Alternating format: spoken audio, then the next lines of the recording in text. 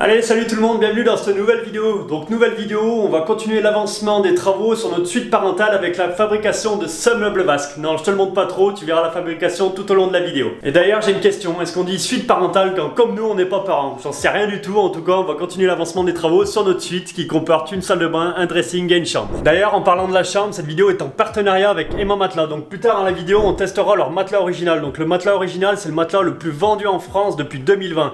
Donc on déballera tout ça tout à l'heure dans les vidéos. En attendant, on va tout de suite descendre à l'atelier pour vous montrer les plans du meuble vasque. Donc voilà, dans l'idée, hier soir, j'ai fait un petit croquis vite fait du meuble vasque qu'on aimerait. Donc en gros, notre vasque, elle se présente comme ça. Donc c'est une grande vasque, une double vasque, mais avec deux robinets, c'est en un seul bac. Et dans l'idée, on aimerait bien 3 tiroirs de chaque côté avec un placard au milieu. Et sans oublier que celui-là, tiroir, ce sera un faux tiroir parce qu'il devrait se rabattre vers le bas parce que dessous, en fait, on a la trappe à linge sale qui va directement dans la buanderie. Et pour ce qui est du plateau dessus, ce sera un plateau massif en hêtre. Donc pareil, on va le garder non déligné pour donner un aspect rustique. Et là, j'avais fait un autre petit croquis pour avoir mes débits de caisson. Donc en général, quand il s'agit de mes meubles, j'y vais toujours en mode freestyle. Je fais jamais de croquis. Mais là, j'ai juste fait un petit croquis rapide vraiment pour avoir mes débits parce que pour commander mes laminés pour faire mes caissons. Donc les caissons, je vais les faire en mélaminé et après tout ce qui est placard, tout ce qui est plateau du dessus, ce sera en bois massif. Donc même si j'ai fait un croquis, il y a de fortes chances qu'à la fin du projet, le meuble soit pas tout à fait ressemblant à celui que j'ai dessiné parce que c'est vrai qu'on change d'avis en cours, des fois c'est toujours un peu différent. Donc voilà, là j'ai les plateaux en hêtre massif, donc le gros plateau là il fait 8 d'épais, il va me servir à faire le plateau du dessus. Là j'en ai un plus fin qui me servira à faire les façades des tiroirs. Donc voilà à peu près tout pour les grandes lignes. Donc pour ce qui est de la vasque, elle sera posée sur le meuble et par contre au niveau bois, je suis vraiment limite avec le plateau du dessus. Je suis vraiment juste en quantité, là il y a un gros fanard et tout là, que je vais pas pouvoir utiliser au milieu, donc pour ça il va falloir que je triche et le dessous de la vasque en fait je mettrai pas de plateau, ce sera pas en bois massif parce que j'aurai pas assez, donc je vais tricher un peu comme ça et je pense que j'arriverai à m'en sortir. Donc je sais pas si c'est bien clair mais de toute façon tu comprendras au fur et à mesure de la vidéo, j'essaierai de t'expliquer le mieux que je peux. Donc ce soir dans un premier temps je vais m'attaquer au plateau du dessus, je sais pas si j'aurai le temps de tout faire ce soir mais pour toi tu auras l'impression que c'est en continu, mais je vais m'attaquer en priorité au plateau du dessus parce que le temps que ça sèche comme ça je pourrai m'attaquer ensuite aux caissons en mélaminé. Bon allez, vite fait un petit tour par la salle de bain avant, histoire que vous compreniez bien comment ça se présente. Donc le meuble vasque ira ici. Donc la vasque elle est là, tu vois, c'est un grand bac avec deux arrivées pour les robinets. Donc voilà, donc la petite contrainte, c'est qu'ici, c'est pas d'équerre. Et là, comme je te disais tout à l'heure, on a notre trappe pour le linge sale. Donc ce sera dans un tiroir. En fait, le premier tiroir se basculera à l'avant et on pourra jeter notre linge sale directement dedans. Donc voilà tout, on peut retourner à l'atelier maintenant et commencer la fabrication du meuble. Bon, la première contrainte, ça va être de bouger ce plateau. À 8,5 d'épais et quasiment 45 de large, donc ça fait vraiment un bon mimi. Donc je vais le retourner, je pense, je vais repérer les morceaux que je peux garder et ce qu'il faut que je trie. À mon avis, je vais vraiment faire mes débits avant, les tracer comme ça, moi je serai tranquille et je serai sûr de ne pas faire de conneries.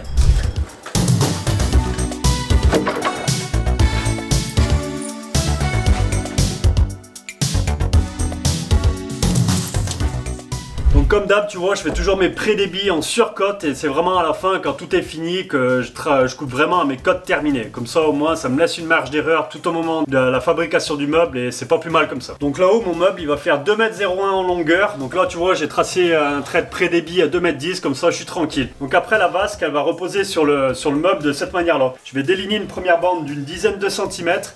La vasque, elle va être en retrait de 5-6 cm par rapport au bord du meuble. Le bord du meuble, on va le garder avec l'aubier comme ça, le côté brut. Donc on va mettre une bande de 10 cm, la vasque va reposer dessus. Après le dessous de la vasque, lui sera vide parce que vu que j'ai pas du bois à l'infini, je suis limite en quantité, le dessous de la vasque sera vide. Et à l'arrière, je vais remettre une bande d'une dizaine de centimètres, que la vasque repose bien, pareil, de chaque côté. Et sur les côtés, après, il va rester une quarantaine de centimètres à combler de chaque côté, que là, bien sûr, je comblerai sur toute la largeur du meuble. Et comme ça, on aura l'impression que quand on regarde la vasque, que c'est un plateau entier. Donc voilà, je sais pas si tu as compris, mais tu comprendras au fur et à mesure de l'avancer. Donc là, vu la taille du plateau, ça va être pré-débit à la tronçonneuse.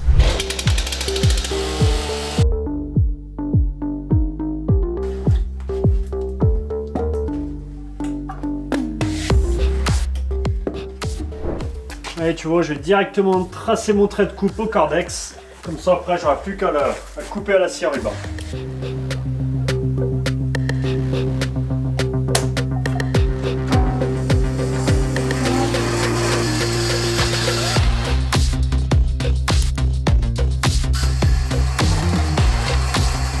Allez, c'est bon, tu vois, je viens de déligner la première bande, donc maintenant j'ai plus qu'à enchaîner avec les autres, donc supprimer les parties qui sont pas bonnes, garder les parties qui sont bonnes. Donc tu vois là, tout seul c'est assez compliqué de manier un gros plateau comme ça, j'ai pas été précis au millimètre près par rapport au trait que j'ai tracé, mais c'est pas gênant. De toute façon maintenant je vais y dégauchir, enfin maintenant après je vais d'abord tout déligner et après j'y dégauchirai. Donc voilà, plus qu'à répéter l'opération pour le reste du plateau.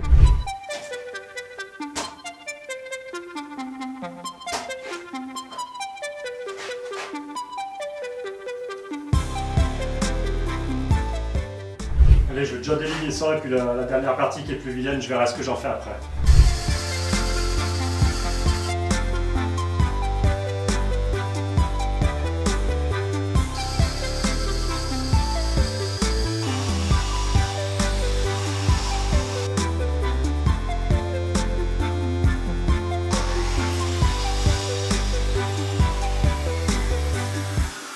Allez, c'est bon, maintenant que j'ai tous mes morceaux de bois débités, donc les petits ici qui iront sur les côtés et les grands là-bas. D'ailleurs, dans les grands, il y en a sans doute qu'il va falloir que je recoupe en petits morceaux pour compléter les petits. Je suis pas sûr que j'aurai assez ici, quoique j'en sais rien, je verrai au fur et à mesure.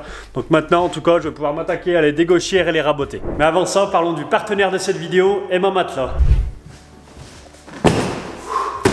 Un bon bricoleur, c'est un bricoleur bien reposé. Donc à l'intérieur de ce carton, on a le matelas original. Donc le matelas original, c'est le matelas le plus vendu en France en 2020 et 2021. Donc ici, il est en 180 par 200. Donc on va vite le déballer parce que je pense qu'il demande qu'une chose, c'est de voir la lumière du jour. Et d'ailleurs, elle, je pense qu'elle va être très heureuse parce qu'avec un 180, elle aura bien de la place pour dormir dans le lit. Bon, comme tu peux voir, on a encore notre lit en palette. Donc franchement, il va super bien, il fait super bien son taf. Mais bon, on va pas falloir trop traîner non plus à ce que j'en fabrique. Parce que dessous, après, j'aimerais bien faire un coffre. C'est vrai que le dessous de lit, bah, c'est de la place perdue, mine de rien. Et si on peut faire des rangements dessous, bah, c'est toujours cool.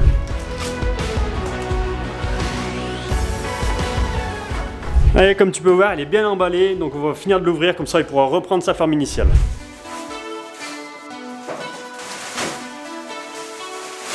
Bon, comme tu peux voir, il est encore sous vide, donc dès qu'on va enlever ce plastique-là, il va vraiment commencer à reprendre sa forme et à partir de là, il faudra le laisser reposer vraiment qu'il se gonfle au maximum et qu'il reprenne sa forme initiale. Allez, voilà, il est fini de déballer, donc je le laisse reposer quelques temps et je te reprends dès qu'il a repris sa forme initiale. Allez, comme tu peux voir, il a pris sa forme définitive et franchement, il est super moelleux, il est pas trop souple ni trop ferme, vraiment comme moi j'aime. Donc franchement, je pense que là-dessus, on va vraiment passer des bonnes nuits. Donc comme je le disais tout à l'heure, celui-ci c'est le matelas original en 180. Mais Emma font pas seulement des matelas, ils font également des oreillers comme celui-ci, l'oreiller original, où on peut carrément venir l'ouvrir et enlever différentes couches à l'intérieur pour régler la hauteur selon laquelle on préfère. Donc l'oreiller pareil, vraiment confortable, vraiment moelleux, j'adore. Ils font également des couettes comme celle-ci qui est une couette 4 saisons, donc on vient tout simplement la déclipser selon la période de l'année, 2 épaisseurs pour l'hiver, une épaisseur pour l'été, franchement c'est vraiment génial. Et ils font également plein d'autres choses, donc je te mettrai le lien en description, comme ça tu pourras directement aller voir sur leur site. Et à l'occasion du Sleep Week, en plus des promotions déjà présentes sur le site, vous avez moins 10% sur tous les matelas avec le code promo SullivanYT, et ça valable jusqu'au 18 mars minuit.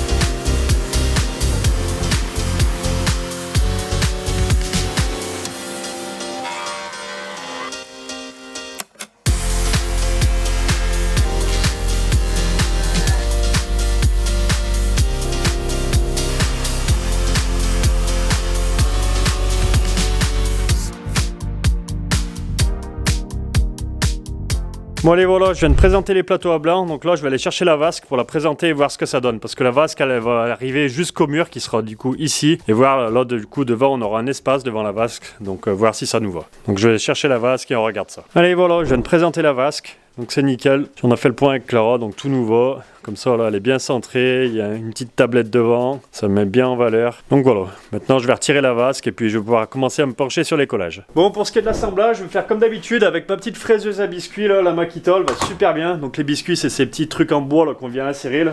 Donc la machine vient faire un fraisage directement dans le bois et on vient insérer ces petits morceaux de bois là, et avec la colle, c'est super résistant. Donc là, en temps normal, j'en mets qu'une seule lignée, mais là, vu l'épaisseur du plateau, c'est fini de raboter, ça fait 7 cm quand même. Donc je vais mettre des biscuits sur 2 niveaux, comme ça, ce sera vraiment costaud.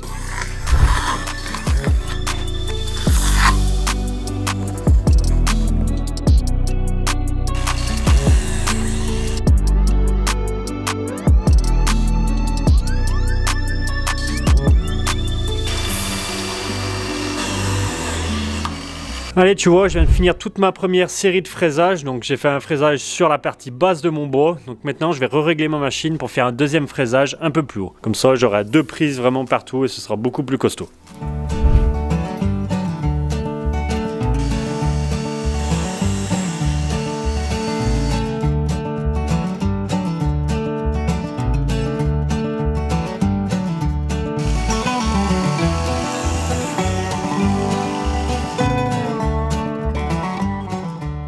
Bon, petite parenthèse rapide avant d'attaquer mon collage, tu vois là je m'apprête à prendre tous mes serre-joints, les mettre vraiment tout près, pareil je mets toutes mes cales martyrs tout près, parce que là bon aujourd'hui c'est pas vraiment gênant, j'utilise une colle basique, mais quand on utilise des colles rapides, le collage il faut vraiment pas que ça traîne, c'est pas le moment de partir pisser quand t'as attaqué ton collage, parce que sinon tu vas revenir, la colle aura tiré, ça va être une vraie galère, donc avec une colle prise rapide, faut que, une fois que t'attaques, faut vraiment que t'enchaînes au plus rapide, que tu mettes rapidement tout sous presse, parce que certaines colles en 15 minutes ça attaque à tirer, à vraiment coller, donc faut se dépêcher. Donc voilà, ça c'est la petite parenthèse à pas négliger pour les collages.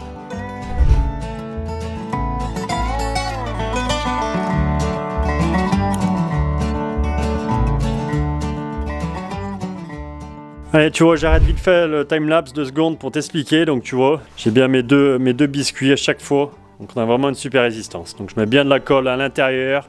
Et après de l'autre côté, l'autre partie, j'en mets également bien la dose. Et tu vois, avec une petite brosse à dents comme ça, là, je vais étaler la colle pour qu'il y en ait vraiment de partout.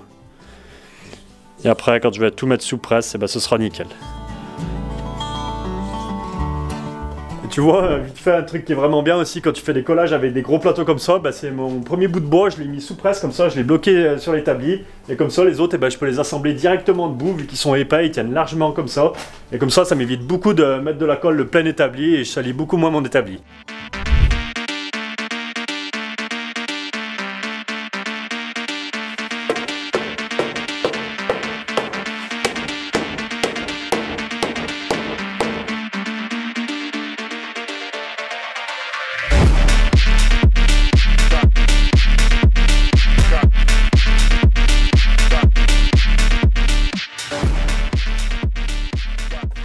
Bon, ça y est, je vais enfin finir de faire le collage. Et là, je peux vous dire une chose, c'est que je suis bien content finalement qu'il n'y ait pas de bois sur le dessous de la vasque, parce que mine de rien, bah, le plateau pèse déjà 1 tonne.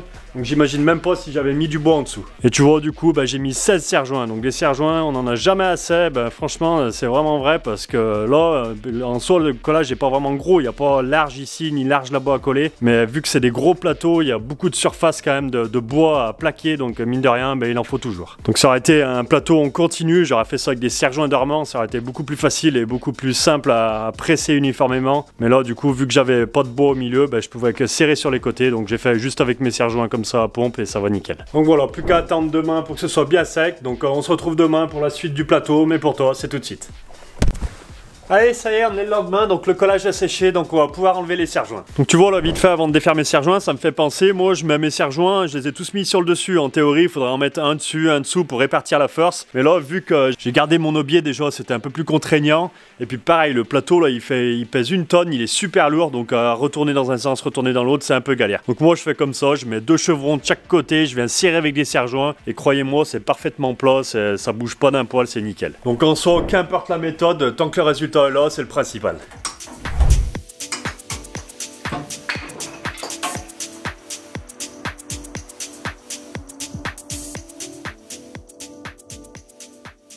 Bon allez, maintenant je vais m'attaquer à poncer le plateau, donc je vais faire tout le dessus, faire le champ, là, finir d'enlever les écorces pour y mettre bien propre. Pareil, je passerai également un coup dessous. Donc pour dégrossir, j'attaque toujours avec le gros tank Makitol et puis après je fais la finition avec la petite ponceuse Mirko, la excentrique, et ça va nickel.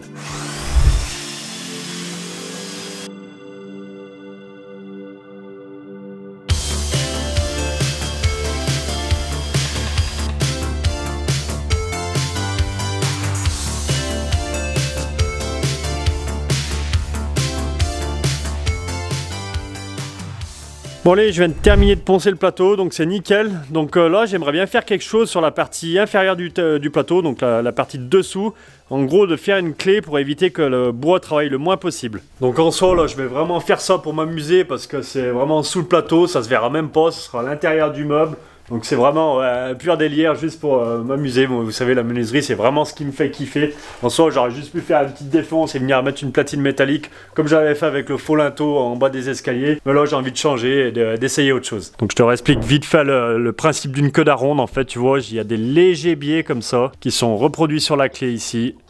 Et quand on l'insère, et ben après on peut plus le lever, c'est vraiment bloqué. Donc voilà, une fois qu'il y aura de la colle, ça va vraiment bien tenir. Donc sur le plateau, ça l'aidera vraiment à durer dans le temps et éviter qu'il bouge de trop. Et pareil, une autre chose là, tu vois, je viens de retourner mon plateau. Donc ici, c'est le champ qui sera apparent côté salle de bain. Là, ce sera contre le mur, ce sera pas visible. Mais la clé, je veux pas qu'elle soit visible de devant. Donc, je vais la faire arrêter aux 3/4 de mon dernier plateau, en gros. Donc voilà, je vais pouvoir commencer. De toute façon, je te fais pas mieux d'explications parce que les images parleront d'elles-mêmes.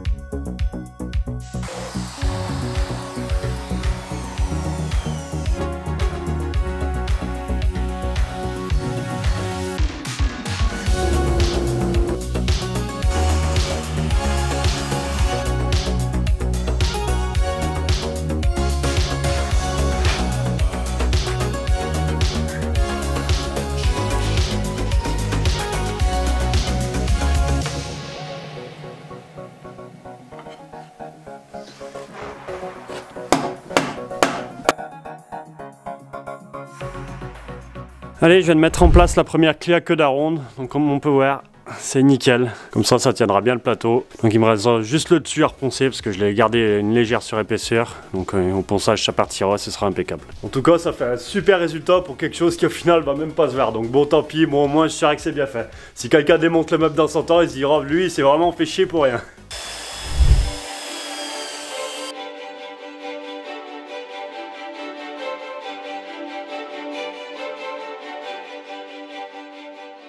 Bon allez, ça y est, je vais terminer de poncer. Donc c'est nickel, c'est bien à fleur. Donc franchement, je suis super content du résultat. Tu vois, ça me fait penser qu'en menuiserie, on évolue tout le temps, on s'améliore tout le temps en fait. Et cette technique-là de clé en queue d'aronde, moi je l'avais jamais mise en œuvre. Et là, pour moi, ça c'était vraiment une situation idéale pour pouvoir la mettre en œuvre et sans que ce soit contraignant en fait. C'est le dessous du plateau, ce sera pas apparent. Donc en fait, si je faisais une connerie, c'était un peu moins gênant, ça se voyait pas. Donc ce genre de situation, en fait, c'est l'idéal pour mettre en œuvre de nouvelles techniques et s'améliorer en menuiserie.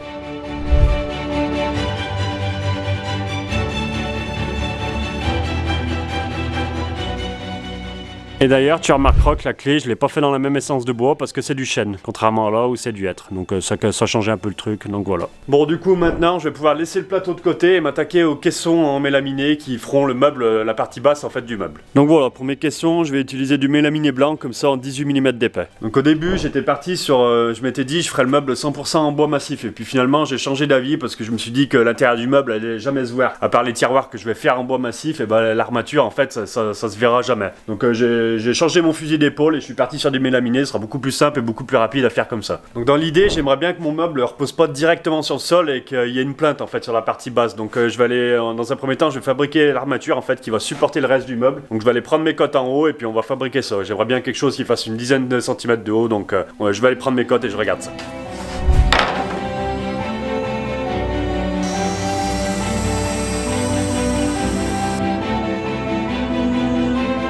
Regardez, on a beau dire que Festool c'est cher, mais ça fait vraiment un travail de qualité. Là j'ai le pare-éclat sur la machine, donc j'ai fait un premier passage en descendant d'1 mm juste pour couper mon habillage sur le dessus. Et ensuite j'ai fait un deuxième passage pour finir de couper mon panneau. Mais regardez, il n'y a pas un éclat, c'est nickel. Donc oui, Festool c'est un peu cher, mais t'en as vraiment pour ton argent. Là tu fais vraiment un travail de qualité, t'as une finition au top, t'es précis vraiment avec le rail, c'est nickel. Elle en plus tu travailles vraiment en sécurité, t'as le truc anti-kickback, donc t'as vraiment aucun risque et tu fais vraiment un super boulot avec ce genre de bécane.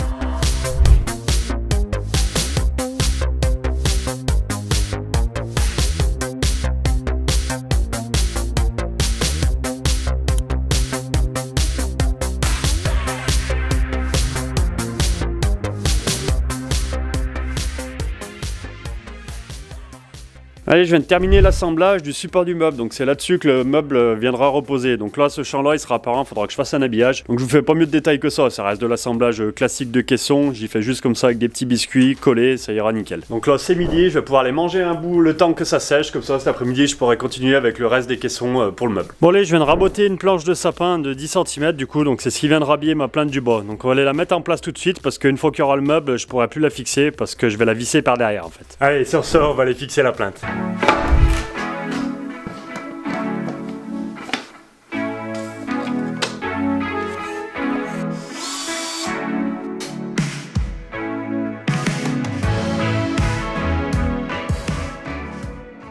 Bon allez, maintenant que j'en ai terminé avec le support du meuble, je vais vraiment pouvoir m'attaquer aux caissons cette fois-ci. Donc il n'y a rien de spécial à vous expliquer, je vous mets en timelapse et je vous reprends quand c'est terminé.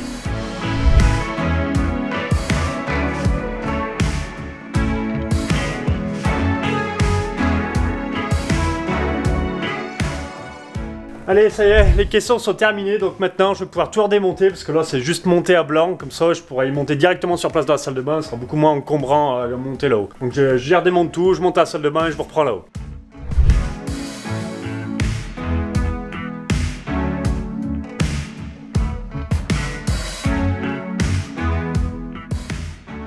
Bon, maintenant que les caissons sont montés là-haut dans la salle de bain, je vais pouvoir couper le plateau aux dimensions finies.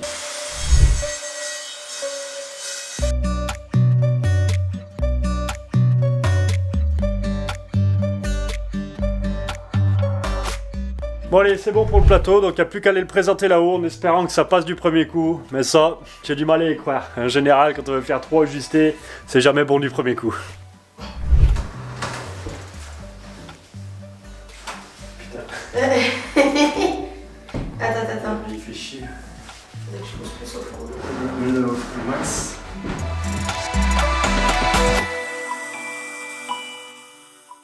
Oh, ça va être beau. C'est trop beau le ça.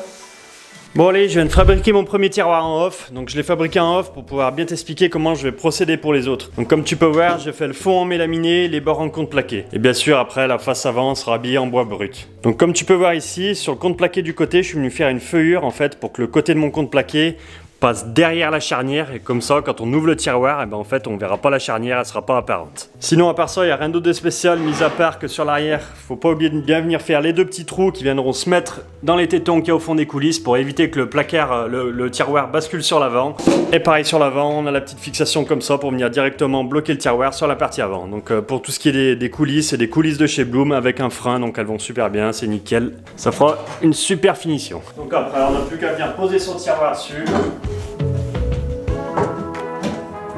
Et venir l'encastrer derrière, hop, dans les ongles. Son taille fait pour.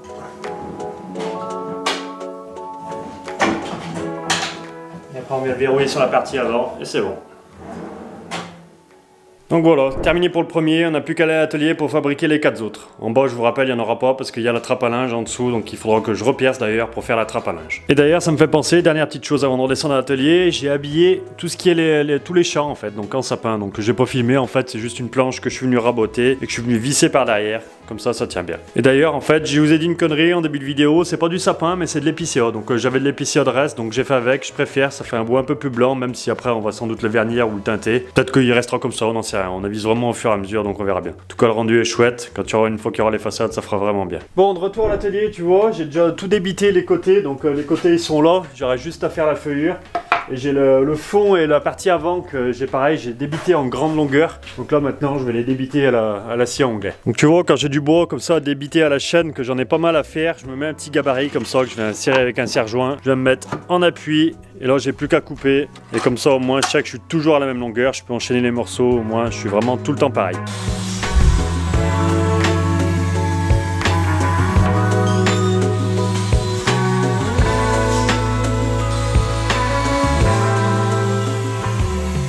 Bon allez, une dernière petite chose avant de te mettre en timelapse, parce que pour assembler les tiroirs, il n'y a rien d'intéressant, je vais te mettre en accéléré, ça ira plus vite pour toi. Je vais te montrer un petit truc rapide sur ma défonceuse sous table. Donc comme tu peux voir ici, il me reste que le carter en fait de ma défonceuse. Le moteur, je l'ai enlevé et j'ai un carter qui reste tout le temps sous ma table en fait pour venir faire ma défonceuse sous table. Et en fait, elle est vendue comme ça, elle a 2 carters et c'est vraiment pratique. Celui-ci, il est un peu plus simple, tu peux pas mettre de rail et tout, il est vraiment fait pour rester sous table. Et après, quand j'ai fini avec la mettre sous table, je peux la remettre directement dans ce carter, donc c'est vraiment pratique pour le coup. Donc pour le coup, c'est vraiment bien parce qu'en ayant qu'une seule machine, et ben j'en ai 2 assez facilement. C'est quand même assez simple à démonter, à remettre sur l'autre carter. Donc c'est sûr que le grand luxe ce serait d'en avoir 2, une qui reste vraiment tout le temps sous table et une autre portative. Mais bon, moi ça va très bien. Après j'ai la petite affleureuse en 12 volts, quand j'ai des petits trucs à faire, c'est impeccable. Et si on a qui demande la ref, et ben c'est la Bosch Pro GOF 1600 CE.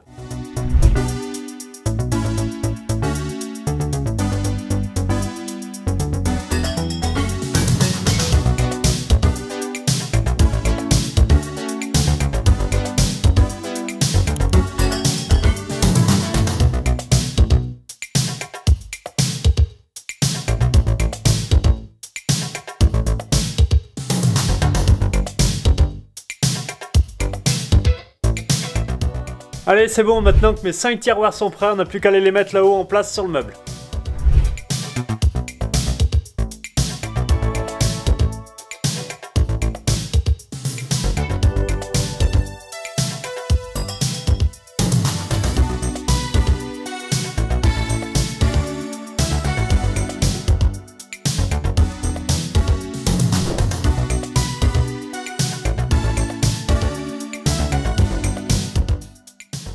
Allez, ça y est, les 5 tiroirs sont mis en place, donc nickel, ils coulissent super bien. Avec le petit frein sur la coulisse, ça va super bien. Donc maintenant, on va pouvoir attaquer à fabriquer les façades. Bon, pour les façades des tiroirs, je vais les faire en hêtre comme pour le plateau du dessus. Donc là, il me reste un plateau en 30 mm d'épais, donc je vais faire comme d'hab, je vais le débiter, dégaucher, raboter. J'aimerais bien une fois que fini de transformer, les façades fassent 20 mm d'épais. Comme ça, je viendrai les visser directement par l'intérieur du placard, il n'y aura pas de vis apparente et ce sera nickel.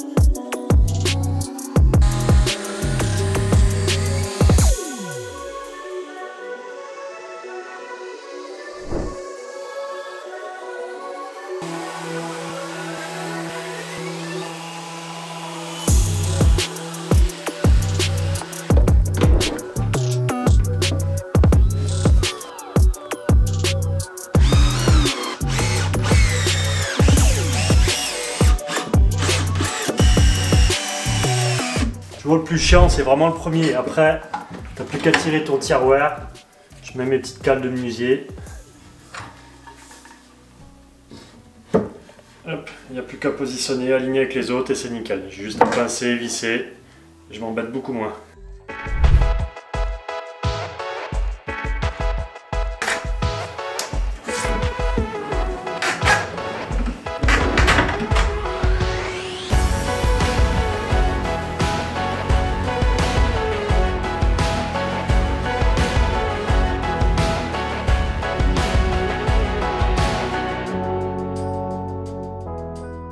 Et ça y est, les façades des tiroirs sont installées, donc le résultat est vraiment top, le hêtre rend vraiment super bien. Donc il restera à les protéger, mettre les poignées, ce sera nickel. Donc là, demain, je pourrais m'attaquer à la porte de placard qui est au milieu. Bon, pour le placard, je vais juste avoir besoin de faire un cadre en fait, parce que l'intérieur du cadre, en fait, on aimerait bien l'habiller en canage. Donc le canage, je l'ai pas encore reçu, normalement il doit arriver demain si tout va bien. Donc pour le moment, je vais fabriquer le cadre, comme ça, ce sera déjà tout prêt. Donc je vais pas vous filmer là, le moment où je fais mes débits, où je rabote, je dégauchis, vous savez comment ça se passe, donc je vous reprendrai au moment de l'assemblage. Bon allez, j'ai fini de débiter tous mes bouts de bois, c'est tout prêt, donc là je viens de régler ma défonceuse sous table pour pouvoir venir faire une feuillure en fait à l'intérieur du cadre de mon placard. Comme ça, je pourrais venir directement fixer mon canage ici. Donc une petite feuillure sur les 4 morceaux et ensuite j'irai faire mes coupes d'onglets pour pouvoir assembler le cadre.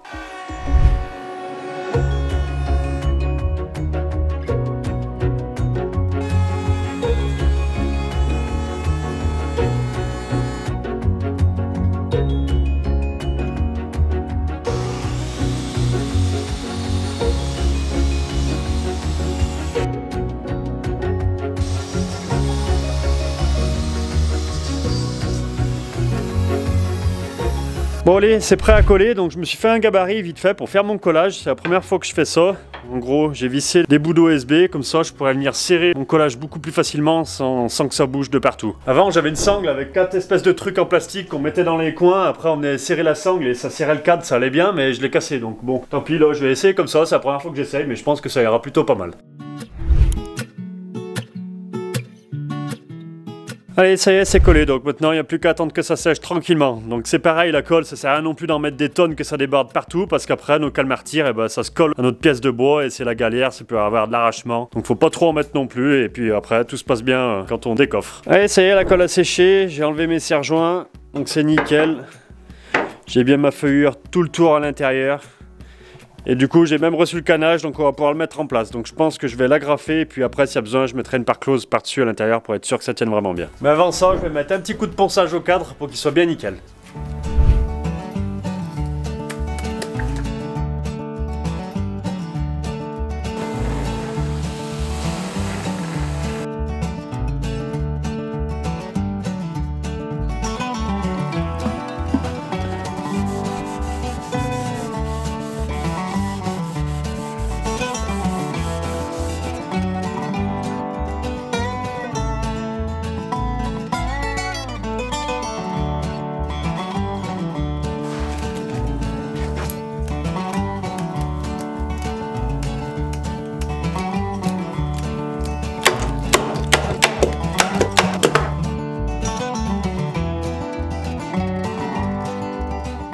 Bon allez, tu vois, je viens de fabriquer des petites parts closes en bois, donc je vais directement venir les visser. Je veux les visser parce que si un jour il y a un problème, au moins que je veux changer le canage ou que je veux faire autre chose, je pourrais y démonter. Tu vois, le canage, je l'ai juste agrafé pour le maintenir vraiment en place. Et maintenant, je pourrais visser les parts closes. Non, elle va ici. Donc j'ai plus qu'à toutes les mettre en place et les visser.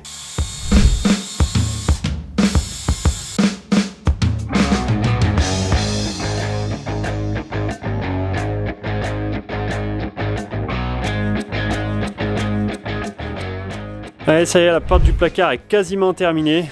En tout cas, c'est vraiment chouette, j'adore vraiment le résultat. Donc maintenant, il va falloir que je fasse les trous à l'arrière pour venir mettre les charnières comme ça. Donc j'ai une mèche comme ça sur ma visseuse. Je vais repérer où sont mes trous. J'ai plus qu'à les faire et comme ça, je pourrai aller l'installer en haut.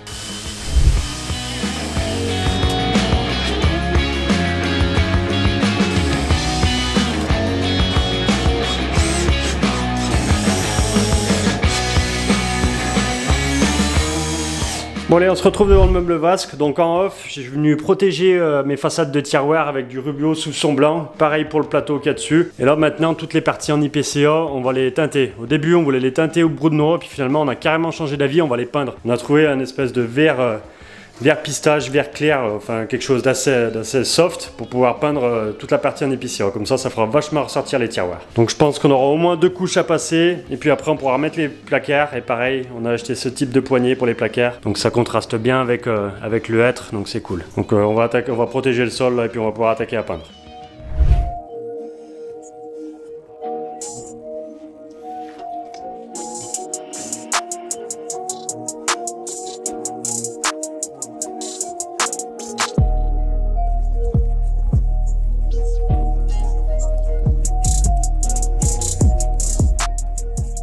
Allez, c'est bon, j'ai fini de mettre tous les poignées sur les tiroirs et pareil sur la porte du placard. Donc le résultat il est vraiment top. Franchement, je suis vraiment fan, j'adore vraiment le contraste entre le hêtre et les poignées. Et là pareil, avec Clara, c'est pas trop le canage quand même, on voit quand même un peu à travers. Donc peut-être que plus tard on mettra une espèce de toile derrière beige pour qu'on voie un peu moins ce qu'il y a à l'intérieur du placard. Mais sinon, le résultat il est vraiment top. Donc maintenant on va tout aller installer.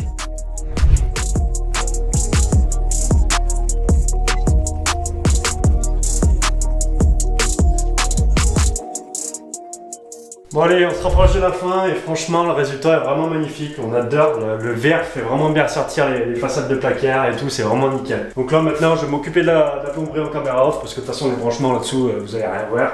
Donc je vous reprendrai vraiment à la fin quand ce sera terminé.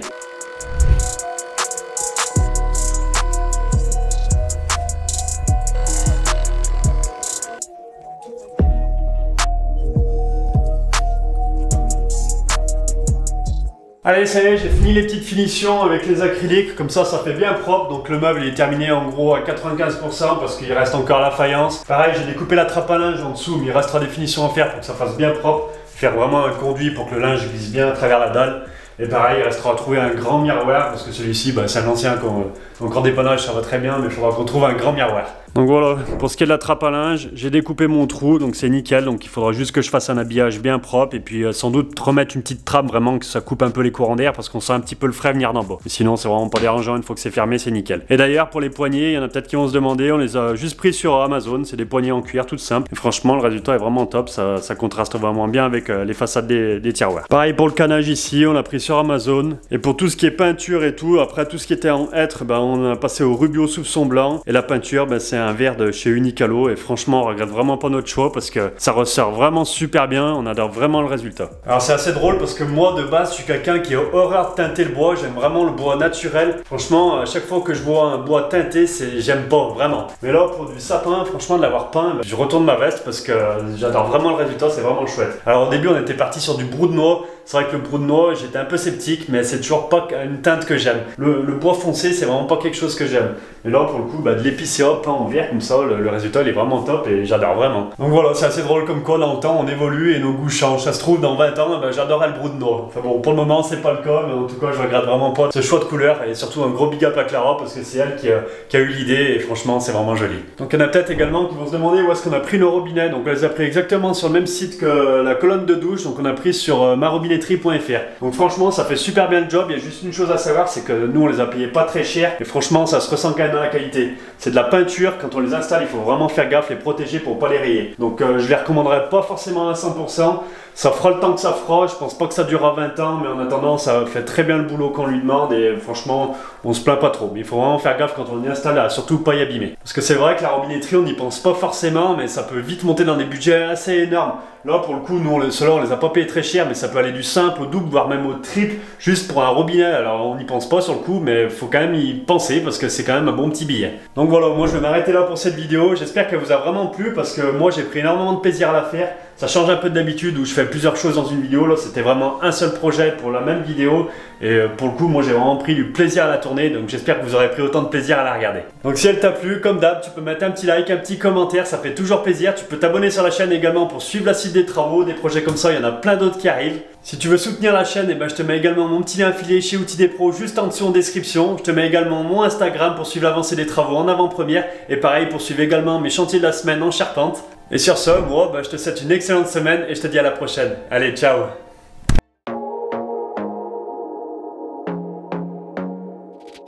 I want to be daring, baby, dance the night away. I let my head down if I won. Don't you just get tired chasing fame and being pretty all the time? Doesn't sound like fun. You can do better. Let me show you